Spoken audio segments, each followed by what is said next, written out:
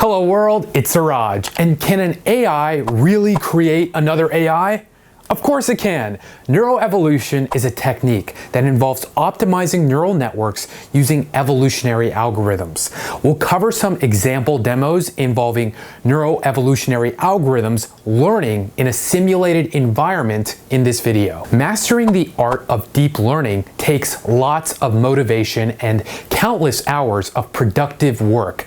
But at the same time, the need for deep learning experts keeps increasing more and more. Because of this, there is this gap in the supply and demand equilibrium, which is unlikely to go away anytime soon. To solve this, companies are releasing systems that automate the creation of AI models. One example of this is AutoML by Google. This is a cloud offering that lets developers, including those with no ML expertise, build custom image recognition models. This will likely be expanded to include other basic ML building blocks as well, like speech translation, video, and natural language recognition.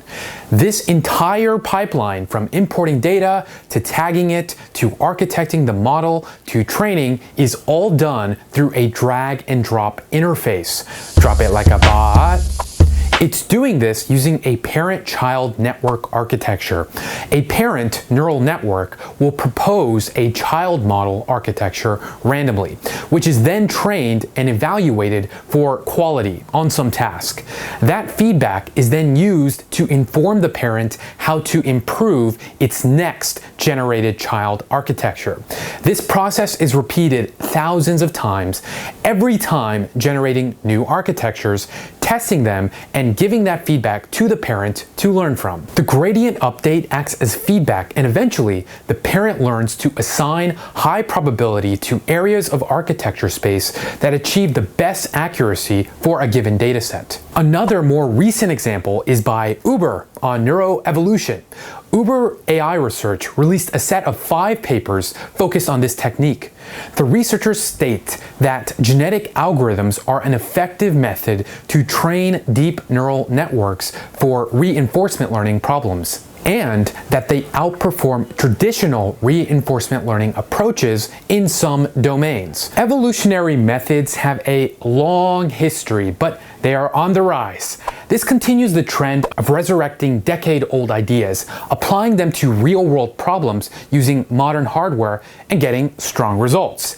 This was the case for convolutional networks, recurrent networks, and reinforcement learning in general. In fact, the whole history of deep learning is full of reinvention and resurrection.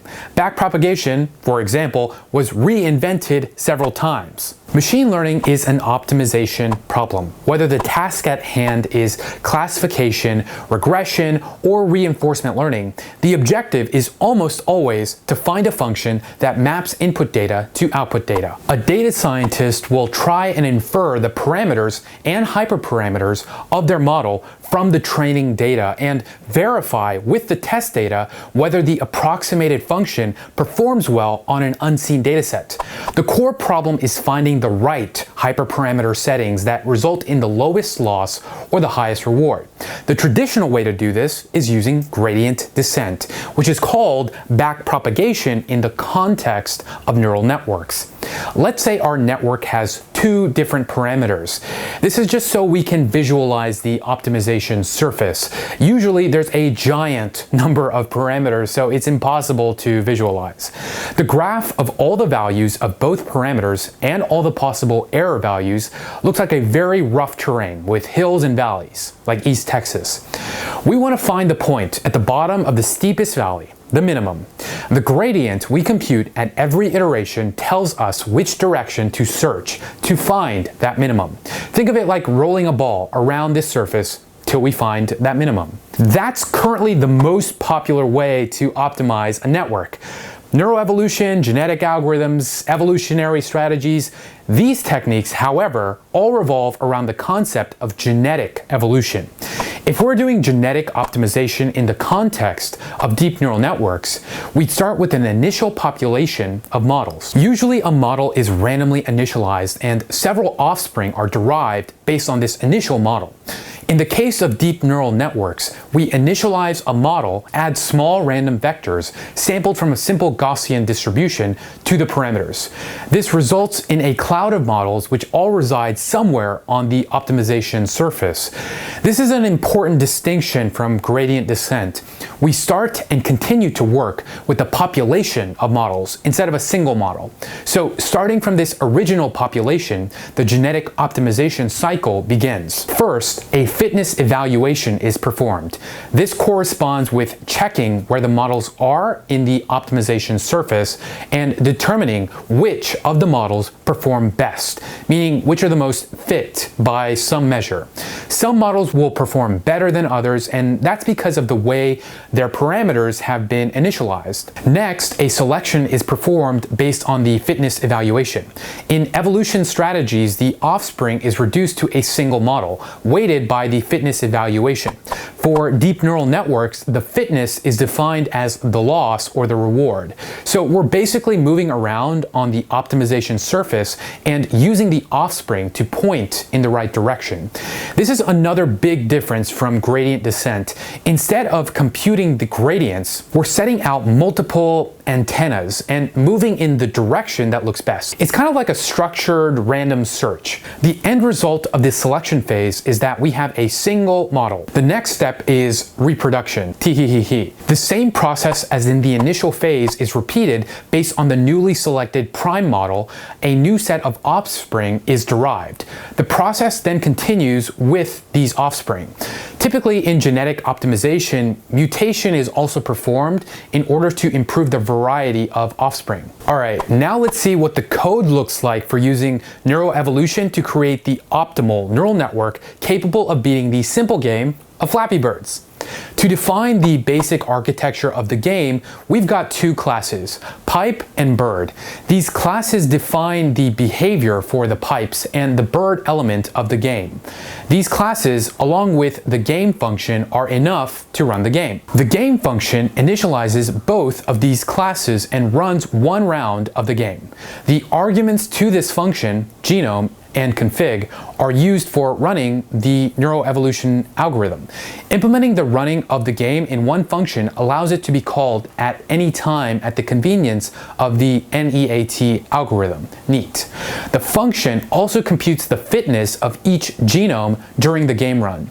The evaluate genomes function relates directly to the running of the NEAT algorithm and is responsible for evaluating all genomes of the population for a particular generation. It calls the game function for all genomes present in the current population and assigns the fitness value returned by the game function to the corresponding genome.